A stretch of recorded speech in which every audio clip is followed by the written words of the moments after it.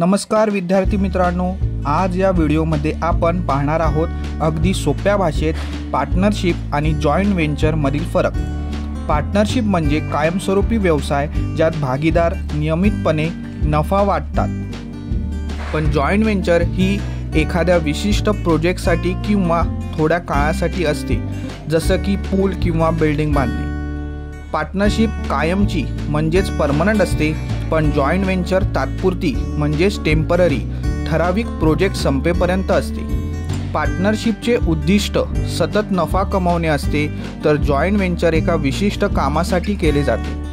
पार्टनरशिपमध्ये profit and loss account तयार होतो, तर जॉइंट व्हेंचरमध्ये जॉइंट व्हेंचर अकाउंट तयार केले जाते।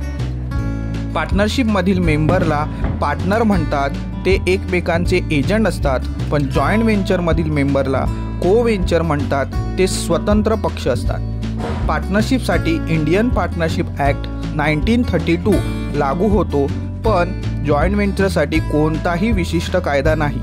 अशाच माहितीपूर्ण व्हिडिओसाठी मैत्रीय कॉमर्स अकॅडमीला सबस्क्राईब करा, लाईक करा आणि शेअरसुद्धा करा, कारण ज्ञान वाटल्यानेच वाढते।